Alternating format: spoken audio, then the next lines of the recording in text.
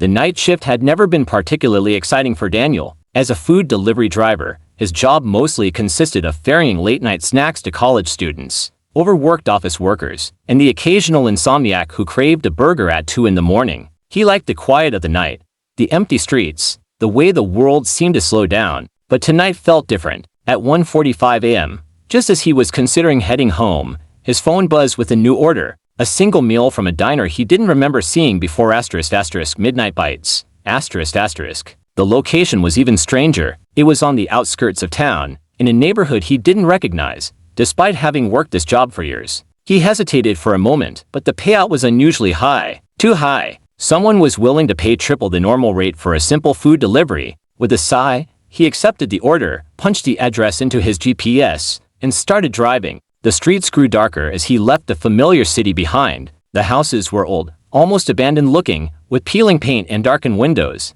The street lights were sparse, their dim glow barely illuminating the road. His GPS led him to a narrow street at the edge of a wooded area, stopping in front of a house that didn't look like it belonged in this time period. It was an old Victorian-style home, the kind that should have been renovated or torn down years ago. He checked the address twice. This was the place. The porch light was on, but every window was completely black. No movement inside, no sign of life. He grabbed the paper bag of food, walked up the creaking wooden steps, and knocked gently on the door. There was no answer. He knocked again, louder this time. From behind the door, a voice whispered, "Leave it at the door." Daniel froze. Something about the voice, it was soft, almost pleading, but there was something else beneath it, a strange distortion, like it was coming from an old radio. His phone vibrated in his pocket. He pulled it out to check. A notification from the delivery app flashed on his screen. Customer has been dead for 10 years. A cold chill ran down his spine. His hands tightened around the food bag. The app had glitched before. Wrong addresses,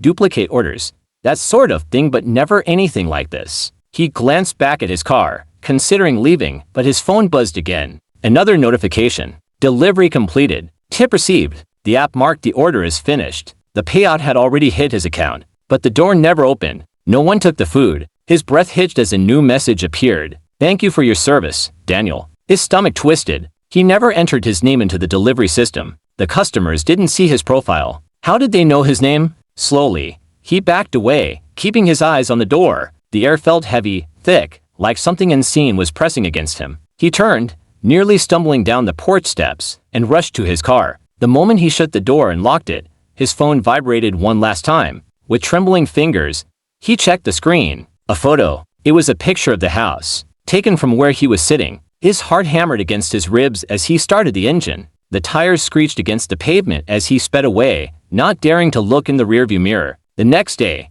he checked the app again. The order was gone. No record of it, no transaction, no payment history. Midnight Bites wasn't listed as a restaurant anymore. Daniel never delivered late at night again.